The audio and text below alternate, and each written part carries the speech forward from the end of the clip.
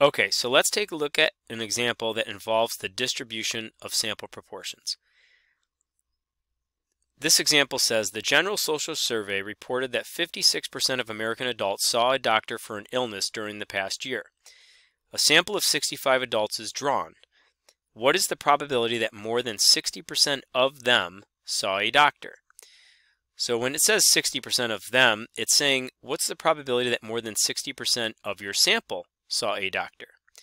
And so this is a percentage or a proportion, and the question is asking about a probability related to a proportion of a sample. So that's why this is a sample proportion problem. I know that can be a little bit tricky because it's not coming right out and saying what's the probability that the sample proportion is more than 60%. But sometimes we need to think about how we could potentially reword these questions to involve the terms sample proportion. Usually when you're working with the distribution of sample means, you will see the words sample mean, or you might see X bar or something like that, and so you'll have those clues. And when you're working with a normal population, they'll come right out in the beginning of the problem and say, let's assume that a certain population is normally distributed. So this is the tricky one. And again, if you see a percentage, recognize that that is a proportion. And if it's referencing a percentage of your sample, then this is a sample proportion problem. So how do we find a probability related to a distribution of sample proportions? Well, first of all, we always sketch that distribution. And so if we sketch our distribution of sample proportions, which we might think that this distribution is going to be approximately normal. And by the way, we should technically check to see if it is approximately normal. Remember, we can do the n times p check as well as the n times 1 minus p. Both of those need to be at least 10. I don't ask you to do this here, but you will be asked to do that in Connect.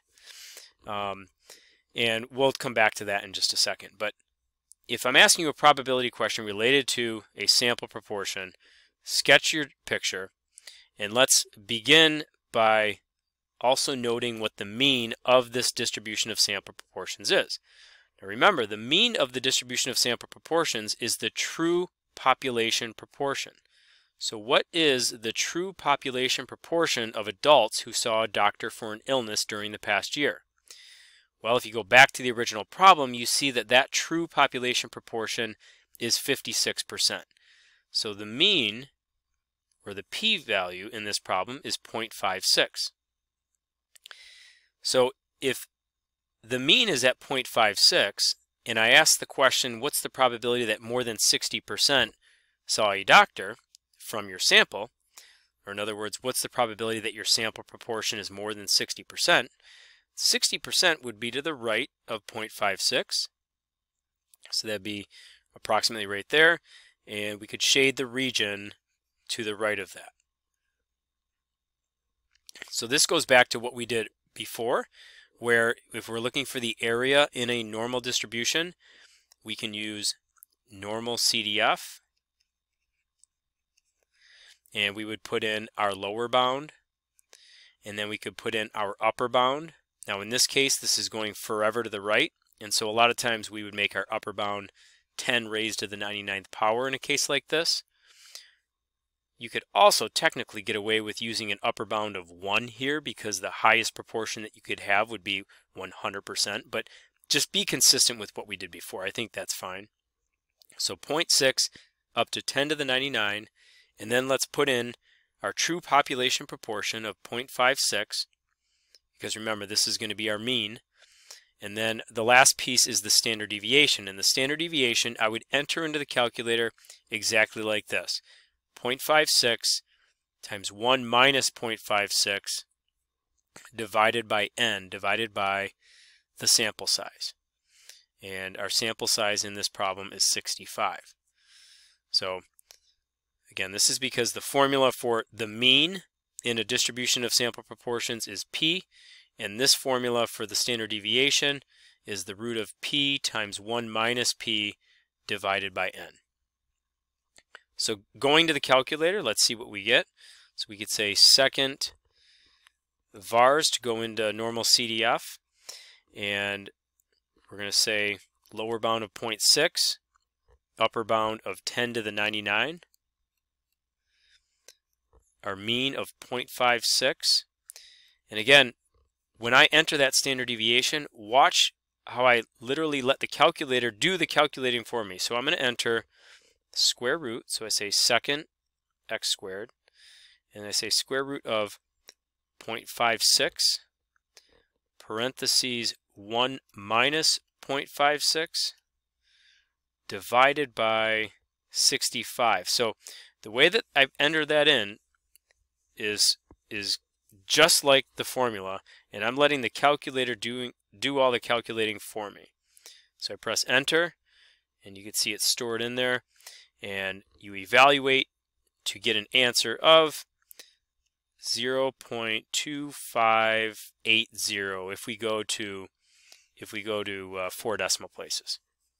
So there's a probability of about 26% or so, a little between 25 and 26%, that more than 60% of your sample saw a doctor. Okay, so given that, look at this second one now. It says, would it be unusual if more than 70% of them saw a doctor? So when you get these questions, would it be unusual? Remember, they're just saying, is the probability less than 5% that this sample proportion, that more than this sample proportion saw a doctor?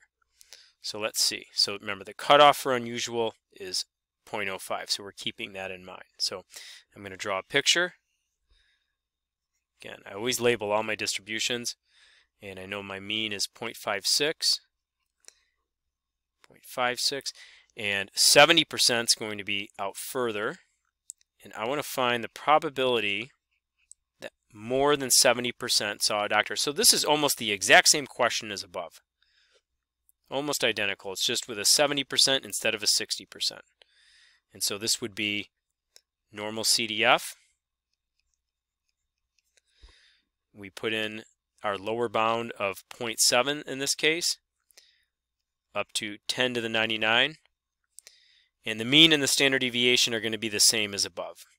And again, you saw this before with the distribution of sample proportions problems. Many times when you have these multi-part problems, you'll get to use the same mean and standard deviation as you go through the problem, which makes things a little bit easier. But still ask yourself in every problem, am I using the proper distribution? Am I using the proper formula? And so let's go to the calculator. So second vars, number 2. And the only big change is this is going to become a 0.7. And other than that, everything else is staying the same. So our calculation leads us to 0.0115 if we're going to 4 decimal places. And 0.0115 is less than 5%. So you would say, yes, we do in fact have an unusual event here. It would be unusual if more than 70% of your sample saw a doctor. It would be pretty unlikely for your sample proportion that saw a doctor to be more than 70%. Like I said in the beginning of this, typically you would want to check these assumptions, but given that I just went straight to the questions, we can kind of assume that these assumptions were met. But just to show you here that they are met, a sample of 65 adults is what we had, so our N was 65, and P, the true population proportion, was 0.56. So if you did 65 times 0.56, likewise, if you did 65 times 1 minus 0.56, we should get numbers that are greater than 10 in each case. And so if we just come over here and say 65 times 0.56, we see that that is definitely greater than 10. Likewise, 65 times, you could even enter it exactly as you see it written over there, 1 minus 0.56, that is also greater than 10. So our assumptions were met, and that's why I just went straight to asking you the questions. But in a lot of examples, you will want to be checking those assumptions first. Okay, so we're almost through with this module now.